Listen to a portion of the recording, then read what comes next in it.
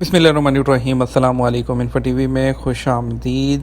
आज की वीडियो मुफीद होने वाली है और बहुत ज़बरदस्त होने वाली है। आज की वीडियो में हम आपको बताने वाले हैं कि अगर आपके पास सऊदी अरब का, यूएई का या किसी भी जीसीसी कंट्री का इकामा है, आप कतर जाना चाहते हैं तो आप कैसे अप्लाई कर सकते हैं। आप सऊदी अरब के अंदर रहते हुए कतर के लिए कैसे जा सकते हैं। जितने भी जीसीसी रेजिडेंट हैं, सऊदी इकामा होल्डर्स हैं, वो कतर का वीज़ा ऑनलाइन अप्लाई कर सकते हैं।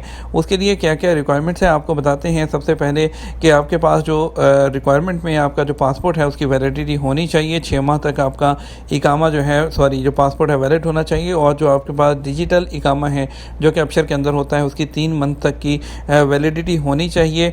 होटल बुकिंग या एड्रेस होना चाहिए आपके पास कतर का, वो आप booking.com से ले सकते हैं। आपके पास अपनी एक तस्वीर होनी चाहिए, ठीक है। उसके बाद आपने क्या करना है, हया टू कतर एक एप्लीकेशन है, हया टू कतर जो है वो आपने डाउनलोड कर लेनी है प्ले स्टोर से, या आपके पास आईफोन है तो आपने एप्पल स्टोर से उसको डाउनलोड कर लेना है, ठीक है।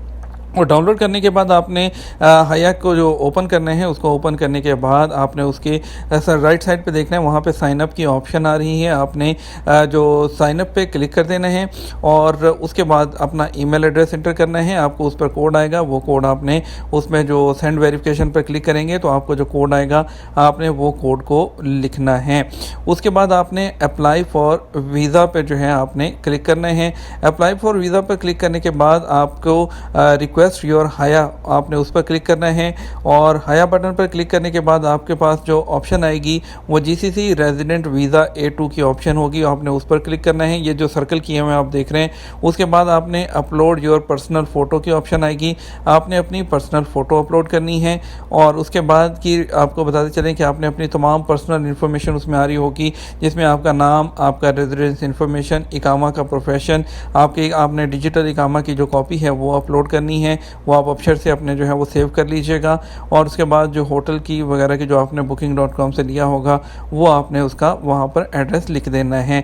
ये तमाम इन्फॉर्मेशन इस तरह से आपके पास आएगी, आपने इसको फिल कर देना है, जिसमें आपका नाम, पासपोर्ट नंबर, आपका जॉब टाइटल, आपका फ़ोन नंबर, ये तमाम चीज़ें होंगी। यानी कि सिंपल आपकी इन्फॉर्मेशन है, आपने फिल कर देना है। उसके बाद ऐड डिपेंडेंट की ऑप्शन होगी, यानी कि अगर आपके साथ फैमिली जा रही है, आपने हया पर क्लिक करना है। विजिट माई हया पर क्लिक करके हुए आपने जिस तरह ये एरो का निशान आपको नज़र आ रहा है, उसके बाद ऐड योर डिपेंडेंट आपके राइट साइड पर नीचे आ रही ऑप्शन, आपने उस पर क्लिक कर देना है। उस पर क्लिक करने के बाद आपके पास आपके जो डिपेंडेंट्स हैं, जो फैमिली की इन्फॉर्मेशन है वो आपने ऐड करनी है।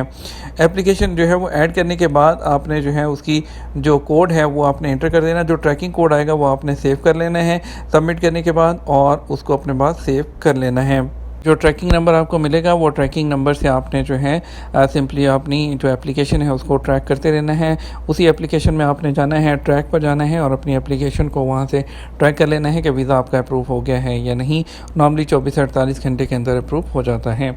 उम्मीद करते हैं वीडियो पसंद आई होगी। वीडियो को लाइक और शेयर कीजिएगा। अपना ख्याल रखिएगा। अस्सलाम वालेकुम।